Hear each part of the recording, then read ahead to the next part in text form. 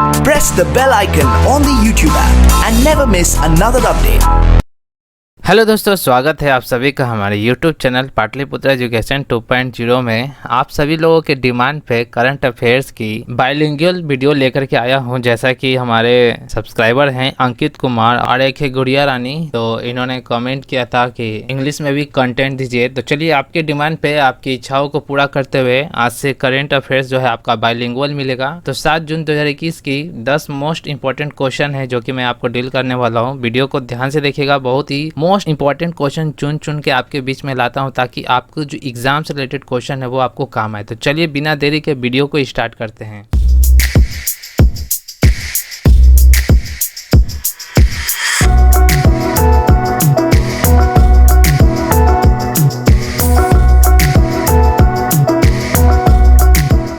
आज का पहला सवाल है, अवैध गैर रिपोर्ट सूचित और अनियमित मत्स्य पालन के खिलाफ लड़ाई का अंतर्राष्ट्रीय दिवस हर साल किस तिथि को मनाया जाता है? The international day of the fight against illegal unreported and unregulated fishing is observe every year on which date? Answer to this question is 5 June. तो इस प्रश्न का उत्तर रहता है 5 जून को हर साल अनियमित मत्स्य पालन के खिलाफ लड़ाई के अंतर्राष्ट्रीय दिवस मनाया जाता है। अब यहाँ दिवस से संबंधित बातें आई है, तो जो भी अब तक के डेट में आपके जून में जो मनाए गए हैं सारे दिवस को यहाँ पे एक नजर देख लेते हैं। तो सबसे पहला है आपका 1 जून। 1 जून को विश्व दुग्ध दिवस और अंतर्राष्ट्रीय बाल रक्षा दिवस। वहीं 1 जून को माता पिता का वैश्विक दिवस भी मनाया जाता है। 2 जून को अंतर्राष्ट्रीय सेक्स वर्कर्स डे मनाया जाता है और वहीं 2 जून को तेलंगाना गठन दिवस मनाया जाता है। 3 जून को विश्व साइकिल दिवस और 4 जून को international day of innocent children victim of aggression. 5 जून को आपका विश्व पर्यावरण दिवस। 5 जून को एक और दिवस है समग्र क्रांति दिवस, जिसको बोलते हैं होलिस्टिक रेवोल्यूशन डे। इस तरह से जून में अभी तक के जितने भी आपके जो भी दिवस हैं सारे जो है आपको डिस्कस कर दिए गए हैं। आपको सब क्या करना है, दोबारा एक ही चीज को बार बार जब आप रिवीजन करते हुए जाते हैं तो आपको दिमाग पे छप जाता है। कहा जाता है कि करत करत अभ्यास से जरमती होत सुजान, रसरी आवत जात से सिल पर परत निशान। अगर एक ही चीज को बार बार उसी चीज को दिमाग पे अगर जोड़ दिया जाए और रिवीजन किया जाए तो ये जो है आपके दिमाग पे मानसिक पटल पे छप जाएगी पूरी तरीके से और आपको याद हो जाएगा। और एग्जाम में आपको मेरा दावा है कि एक भी क्वेश्चन आपका नहीं छूटेगा। तो हमारे साथ बने रहिएगा और साथ ही साथ अपने लोगों के साथ जो है वीडियो इतनी मेहनत से आप लोगों के बीच बनती है, तो आप जो है इस चीज को अपने तक सीमित ना रख करके अपने और फ्रेंड सर्किल में इस ग्रुप में इस लिंक को शेयर कीजिए और सारे लोग को इन्वाइट कीजिए कि इस प्लेटफॉर्म पे आपको हर तरह की सुविधा पढ़ाई से रिलेटेड मिलने वाली है। क्योंकि देखिए लॉकडाउन जो है हमेशा इसी तरह का रहेगा, लेकिन एग्जाम आपका होने वाला ही है। अगर आप कोई भी क्लास में हो, आप अभी से ही मन बना लीजिए और तैयारी कीजिए, अच्छे प्रिपरेशन कीजिए ताकि जो है समय रहते आपका जल्दी से जॉब लगे। देखिए इसी लॉकडाउन में कितने सारे लोग जो है अपॉर्चुनिटी को गवा देते हैं। तो कई सारे लोग जो है यूं ही किसी और काम में लगा दे रहे हैं और कई सारे लोग जो है पूरे लॉकडाउन में समय का सदुपयोग किए हैं। तो आप जो है ना समय का सदुपयोग कीजिए। अब तो हालांकि लॉकडाउन हटने वाला है, लेकिन फिर भी आप हमेशा प्रिपेयर रहिए। अगर आप पार्ट 3 के स्टूडेंट तो करंट अफेयर्स आना ही आना है, इसीलिए आपको जो है जानना जरूरी होता है। आप अगर कंपटीशन लेवल की तैयारी कर रहे हैं तो अच्छी खासी कंपटीशन की तैयारी करना है आपको। तो बस सुबह में मात्र 10 मिनट आपको देना है। मॉर्निंग में पर डे 6 बजे आपको वीडियो मिल जाएगी। आपको 10 मिनट जो है वीडियो को सिर्फ देखना है, आपको कुछ नहीं करना है। वीडियो को 10 मिनट देखिए, फिर जो है शाम में आपका PDF मिल जाता है। PDF को एक बार रिवाइज कर लीजिए। फिर हर संडे आप जो है हमारे शाम को 6 बजे लाइव क्लास ज्वाइन कीजिए। वहाँ पे जितना भी आप एक सप्ताह में पढ़ेंगे सारा रिवीजन मैं आपको करवा दूंगा। तो आपको कुछ करना नहीं है, आपको बस मोबाइल ओपन करना है, नेट डाटा ऑन करना है। डाटा ऑन करते के साथ यूट्यूब खोलना है, डायरेक्ट जो है पाटलिपुत्र एजुकेशन 2.0 सर्च मारना है। सबसे बेटर तरीका है सब्सक्राइब कर लीजिए, क्योंकि जितना बार सर्च कीजिएगा उससे बेटर है कि सब्सक्राइब कर लेंगे तो वीडियो का नोटिफिकेशन आपको स्क्रीन पे शो करता हुआ रहेगा। अब वहाँ आप क्लिक करना है, वीडियो देखना है, अब बस चुपचाप जो है मन ही मन उसको रिवीजन करते हुए चलना है। आपका गारंटी है, मेरा दावा है कि आपका जो है 100% दिमाग में छप जाएगा। चलिए समय को ना गवाते हुए आगे की प्रश्न देखते हैं। प्रश्न संख्या 2 है, हाल ही में सेज प्रोग्राम और पोर्टल का शुभारंभ किसके द्वारा किया गया? Recently by whom was the SAGE program and portal launch? तो इस प्रश्न का उत्तर होता है, answer to this question, Thawar Chand Gehlot ने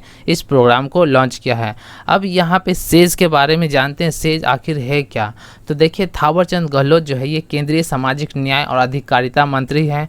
सेज का फुल फॉर्म होता है senior care ageing growth engine. तो थावरचंद गहलोत ने 4 जून 2021 को सेज नामक एक पहल और भारत के वरिष्ठ नागरिकों की सहायता करने के लिए सेज पोर्टल का भी शुभारंभ किया है।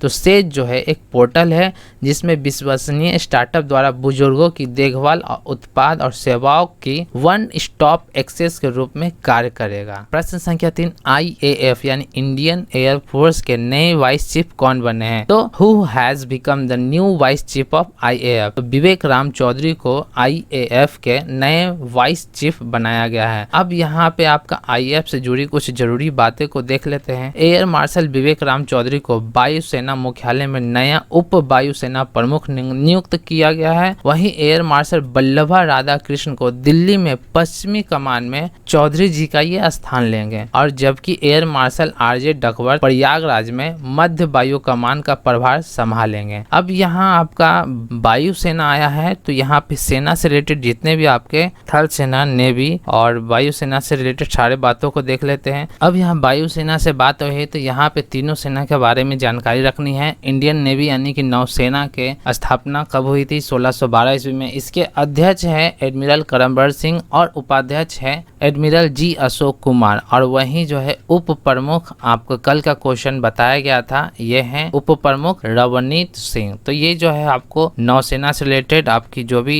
अध्यक्ष थे यहाँ पे जिक्र कर दिए गए हैं। अब आता है भारतीय थल सेना। इसकी स्थापना 1 अप्रैल 1895 ईस्वी को हुई थी और इसके अध्यक्ष है जनरल मुकुंद नरवणे। और वहीं आता है आपका भारतीय वायुसेना। तो वायुसेना की स्थापना 1 अप्रैल 1955 को हुई थी और इसके अध्यक्ष है air chief marshal Rakesh Kumar Singh Bhadauria. तो इस तरह से नौसेना, थल सेना और वायुसेना से जितने भी अध्यक्ष हैं और इसकी स्थापना, बस ये आपको ध्यान रखना है और याद करते हुए चलना है। याद नहीं भी करोगे तो डेली अगर कंटिन्यू आप मेरा वीडियो अटेंड करेंगे तो याद हो जाएगा 100%। अब आता है आपका प्रश्न संख्या 4, NCPCR ने कोविड-19 से प्रभावित बच्चों के लिए कौन सा ऑनलाइन ट्रैकिंग पोर्टल लॉन्च किया है?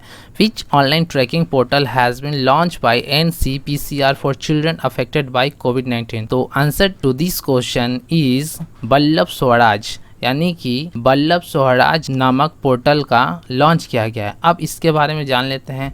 इसको लॉन्च किन्होंने किया है? तो राष्ट्रीय बाल अधिकार संरक्षण आयोग ने कोविड-19 से प्रभावित बच्चों से संबंधित बढ़ती समस्या को देखते हुए देखभाल और सुरक्षा की आवश्यकता वाले बच्चों के लिए एक ऑनलाइन ट्रैकिंग पोर्टल लॉन्च किया है जिसका नाम है बाल स्वराज। इसके अंतर्गत वे सभी बच्चों जिन्होंने पारिवारिक समर्थन खो दिया है या उनकी देखभाल करने वाला अब कोई नहीं है, तो वे किशोर न्याय अधिनियम 2015 की धारा 214 के तहत देखभाल और संरक्षण की आवश्यकता वाले बच्चे होंगे। और ऐसे बच्चों के लिए अधिनियम के तहत दी गई सभी प्रक्रियाओं का पालन किया जाना चाहिए ताकि उन बच्चों की भलाई और सर्वोत्तम हित की सुनिश्चित किया जा सके।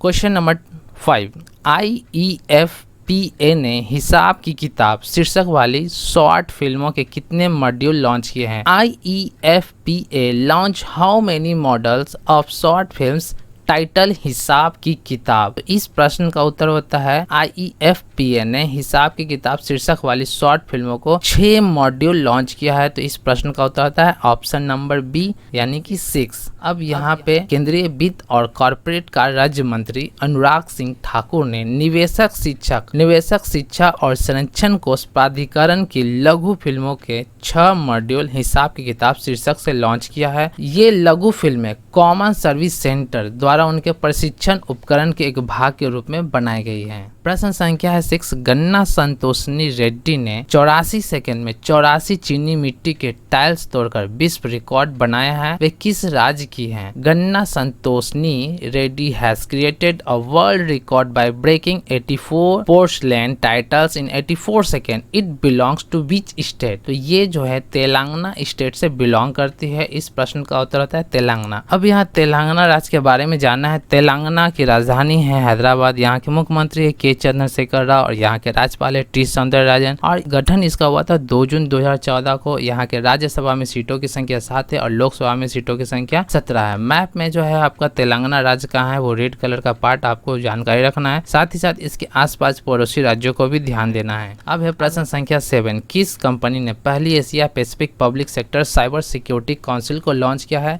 Which company has launch the first Asia Pacific public sector cyber security council? तो इनमें से आपको जवाब देना है कौन सा है। तो Microsoft company has launch the first Asia Pacific public sector cyber security council, यानी कि माइक्रोसॉफ्ट इस प्रश्न का उत्तर हो गया। अब माइक्रोसॉफ्ट की स्थापना कब हुई थी? तो इसकी स्थापना 4 अप्रैल 1975 ईस्वी को हुई थी। इसके हेडक्वार्टर है रेडमोंड वाशिंगटन यूनाइटेड स्टेट और इसके फाउंडर है बिल गेट्स और पॉल एलन। CEO है सत्य नडेला। प्रश्न संख्या 8, असम राइफल के नए महानिदेशक कौन बने हैं?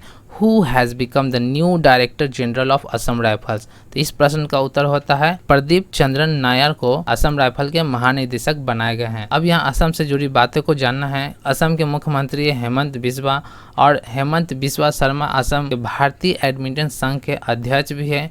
हेमंत बिस्वा शर्मा को 22 मई 2021 को इस परिषद के लिए चुना गया था। ये 2025 तक जो है बैडमिंटन विश्व महासंघ के परिषद के सदस्य रहेंगे। असम की राजधानी है दिसपुर। यहाँ के राज्यपाल है जगदीश मुखी और असम के जो महत्वपूर्ण पार्क है वो है Kaziranga national park, Manas national park, Nameri national park, Orang national park, Chakrashila वन्यजीव अभ्यारण्य, होलोगापर गिब्बन वन्यजीव अभ्यारण्य, पोबिटोरा वन्यजीव अभ्यारण्य। वहीं आपका एक मोस्ट इम्पॉर्टेंट है काजीरंगा नेशनल पार्क जो कि एक सींग वाले गेंडे के लिए प्रसिद्ध है और वर्ष 2006 में बाघ रिजर्व के रूप में भी इसे घोषित किया गया है। असम को मैप में यहाँ पे लोकेशन चेक करना है कहाँ पे है, तो ये सारी चीज़ को माइंड में मेकअप करते हुए चलना है। अब है प्रश्न संख्या 9, बर्ड फ्लू के H1N1 स्ट्रेन से इंसान के संक्रमित होने का पहला मामला किस देश में पाया गया है? In which country the first case of human being infected with the H1N1 strain of bird flu has been found? इस प्रश्न का उत्तर होता है चाइना, क्योंकि इस तरह की जो भी काम है वो चाइना ही कर सकती है। तो बिना सोचे समझे आप लगा देंगे चाइना, क्योंकि सारा खुरापाती जो भी वायरस वगैरह सब निकलता है वो सब चाइना की ही देन है। चाइना का बस चले तो वो ड्रैगन को भी को खा जाएगा। अब यहाँ चाइना से जुड़ी बातें आई है तो चाइना के ये देख लीजिए, यहाँ के हैं शी जिनपिंग राष्ट्रपति। चाइना के जो है राजधानी है वो है बीजिंग। यहाँ की मुद्रा है चीनी युआन और रेनमिनबी। अब यहाँ पे 2 तरह की बातें आती है, चीनी युआन और रेनमिनबी। तो जिस तरह से हमारे देश में भारत में एक चलता है रुपया और एक चलता है पैसा, तो रुपया का मतलब समझिए युआन और पैसा का मतलब समझिए रेनमिनबी। तो अब यहाँ के राष्ट्रपति है शी जिनपिंग। यहाँ का राष्ट्रीय खेल है टेबल टेनिस। अब है लास्ट क्वेश्चन, प्रश्न संख्या 10, अंतर्राष्ट्रीय बुकर पुरस्कार 2021 से किसे सम्मानित किया गया है? Who has been awarded the international Booker Prize 2021? तो इस प्रश्न का उत्तर होता है डेविड डियोप। डेविड डियोप को 2021 का अंतर्राष्ट्रीय बुकर पुरस्कार से सम्मानित किया गया। ये मोस्ट इंपॉर्टेंट क्वेश्चन है, इंटरनेशनल लेवल का है। ये क्वेश्चन आपको ध्यान में रखते हुए चलना है, याद रखना है कि अंतर्राष्ट्रीय बुकर पुरस्कार 2021 से डेविड डियोप को सम्मानित किया गया है। तो ये टोटल प्रश्न आपका यहाँ पे समाप्त होते हैं। आपको वीडियो कैसा लगा अपने कमेंट सेक्शन में कमेंट करके बताइएगा। अगर कुछ आपको और रिक्वायरमेंट है तो कमेंट में जरूर कीजिए और वीडियो को लाइक कीजिए, क्योंकि इतना लाइक कीजिए क्योंकि इतनी अच्छी जो आपके कंटेंट तैयार है तो और भी लोगों तक पहुंचे और मुझे बेहद खुशी होगी। उतने ही उत्साह से आपको और भी एक से एक वीडियो मिलने वाले हैं। तो मिलते हैं ऐसे ही किसी नेक्स्ट वीडियो में। Thank you for watching.